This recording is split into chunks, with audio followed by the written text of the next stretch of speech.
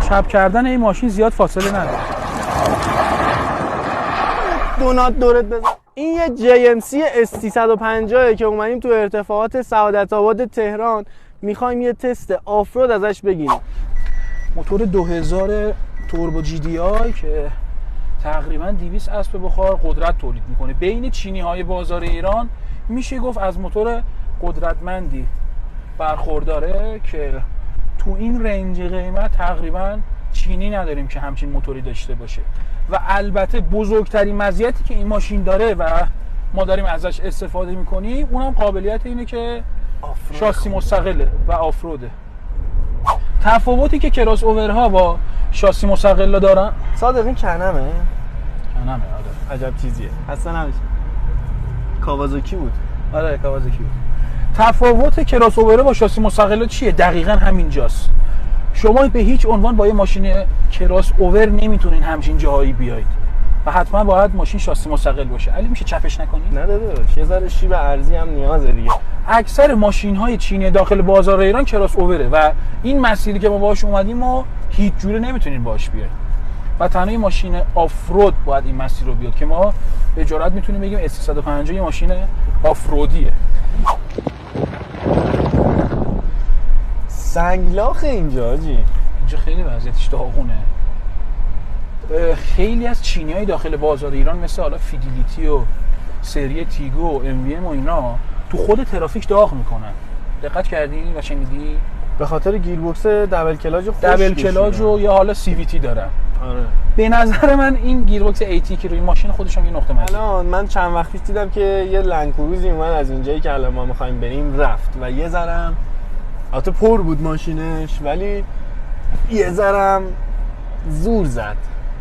یه کولر روشن بریم اینو لنکرو زور زد. یه زور ریزی زد.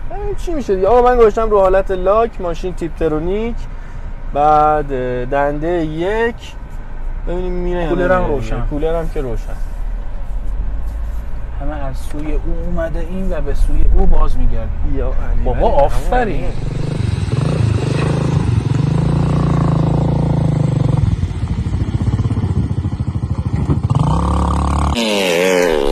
شیبش خوب اومد. این شیبه رو خوب اومد. من توقع نداشتم که به همین راحتی بیاد بالا.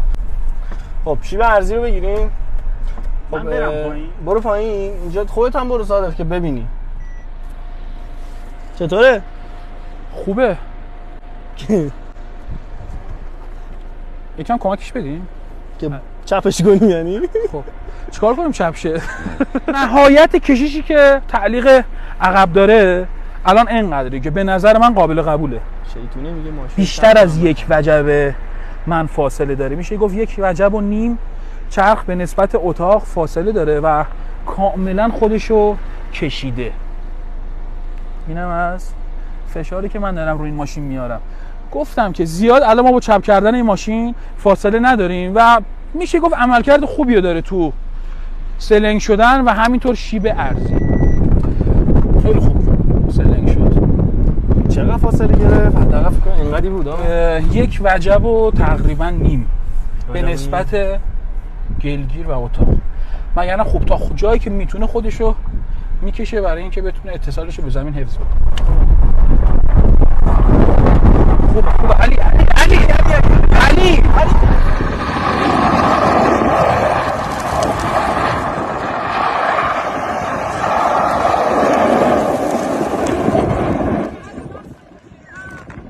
بیرحمانه که میگن یعنی این. البته نه خیلی هم بیرحمانه. میخوای دونات دورت بزنم؟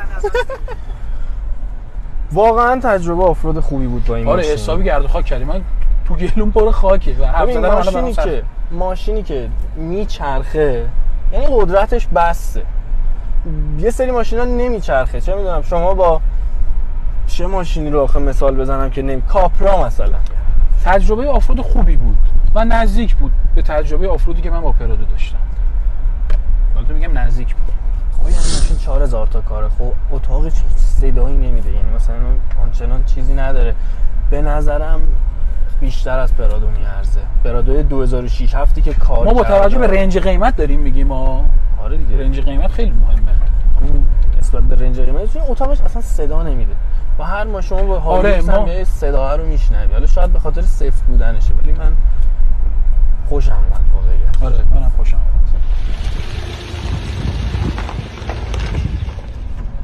ولی در مورد شتابش واقعا شتاب قابل قبولی داره، با اینکه هیکل ماشین خیلی گنده است و لاستیکای استریت نداره، ولی واقعا شتابش یه هیجان خاصی به آدم میده. اینم چراغ قرمز البته پشت ولی خب در کل دیگه از اینجا به بعد تا دکمه اکو اسپورت داره. کو ایناش بابا اینا رو چرا به من نگفته بودی؟ بابا کنار همین ESP دیگه، شما همون جایی که ESP رو خاموش می‌کنی دکمه اکو اسپورت رو میتونی بزنی. در مورد آپشن‌های داخل ماشین زیاد با هم صحبت نکردیم. سنسور نور و سنسور باران رو این خودرو داره، کروز کنترل که تنظیماتش روی فرمون قرار گرفته، آینای بغل برقیه، 4 شیشه هم برقیه خوب طبیعتاً. دکمه اسپورت و خاموش کردن و روشن کردن ESP هم رو پنل قرار گرفته کنار دکمه جفت راهنما.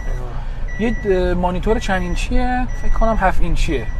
7 اینچی که حالا خب سیستم بلوتوث و اینا هم داره، تهویه دستی که قابلیت این که نفرات آخرم از خنکی کولر استفاده کنن هم داره. یه نکته می‌دونید این ماشین 7 نفره است؟ آره. یعنی اون قسمت صندوق عقب 2 تا صندلی میاد بالا و 2 نفر دیگه میتونن بشینن که حالا پیاده شدیم اینو حتما فیلمشو بگیریم. گیربکسش هم 6 سرعته اتوماتیکه. ولی گیربکسش خوبه. من گیربکسشو خیلی دوست داشتم علی. چرا؟ چون خیلی از کسایی که خودروی چینی دارن ما از این می‌رفتیم. فرق نمی‌کنه ولی مثبت. خیلی از کسایی که خودروی چینی دارن خیلی شکایت میکنن از داغ کردن گیربکسشون تو ترافیک. من ندیدم این گیربکس این ماشین داغ بکنه. داداش این کولر عقبه رو خاموش می‌کنی. اینو بزن. یخ کردم خیلی سرد شد. خب چند درجه است هوا؟ داره دماسنج؟ دماسنج بیرون رو نداره. خب خدا رو شکر. چرا داره؟ ببخشید بیرون الان دما 31 درجه است. سرده بابا. و البته اینم یادم رفت بگم این سنسور TPMS هم داره و فشار باد تایرها رو ما از قسمت صفحه کیلومتر میتونیم ببینیم. تایر پرشر مانیتورینگ سنسور. راستی جای نکی هم داره. اینم که سانروفش راستی اصلا از اولی که ما نشستیم ما باز نکردیم. میخوای از سانروف بری بیرون؟ نه والا خسته شدم. تو کروزش سرعت رو تثبیت میکنه خب ولی کم نمیکنه. یعنی سرعت بیش نمیذاره خودرو سرعتش بیشتر بشه. شما همین الان همین مسیری که ما با این خودرو رفتیم با گیربکس CVT میرفتیم قطعاً نمیرفت اصلا. اون سربالاییه بود که رفتیم. دوچار عیب فنی میشد. ولی الان من همین الان 6 تا دنده رو با تیپ ترونیک عوض کردم، نه تقه داشت، همین که خوب معکوس داد. به نظر من قابل قبول بود. در مورد شهر نظرت چیه؟ والا نظر خاصی که ندارم. تو شهری ماشین خیلی نرمه به خاطر 4 فنر لول بودنشه، ولی هندلینگش هم تقریبا خوبه. ترمز ضعیفی داره. میشه گفت یه مقدار ترمزش به نسبت وزن بالاش وزنش عملکرد ضعیف‌تری داره. این ماشین همونجور که گفتیم یه ماشین 7 نفره است. علی ردیف آخرشو بکش بیرون. این یه صندلیش اینه که اینجوری یه صندلی هم دوره موازی همین باز میشه. البته سرنشین خیلی قد بلندی نمیتونه بشینه. دریچه تهویه هوا اون طرف داره ها، دیدی؟ اون کولر عقبشه دیگه. آره. این چیه؟ دفترچشه. چیه آرم خودش هم روشه. پشت. آره چه خوشگله، چرمه. آره چیز نابیه. خدا رو شکر جک داره. 2000 توربو GDI که البته یه فلاپ روی درب موتور قرار گرفته. GDI هم نوشته. اصلا GDI یعنی چی؟ من این بکنم در یعنی پاشیش مستقیم. چارت کل مجزا داره، پاشیش سوخت مستقیم به خود سیلندر انجام میشه. تقریبا 200 اسب بخار قدرت تولید میکنه با موتور 2000 که داره. اون به برکت توربوش و البته GDI که روش نصب شده. 2 تا تسمه هم داره. تسمه کولرش جداست با تسمه دینامو ایناش. حالا چیز خاصی نیست. آره تک تسمه. بعد چه باحال این وکیوم پمپ داره. یه خلای بوسترش آره خلای بوسترش از طریق وکیوم پمپ چیز میشه و های پرشر هم داره. بله اونم باز مربوط به GDI خلای بوسترش از این وکیوم پمپ. آره خلای بوسترش به خاطر GDI نیست، من اشتباه کردم. های پرشرش به خاطر GDI. آره های پرشرش به خاطر GDI.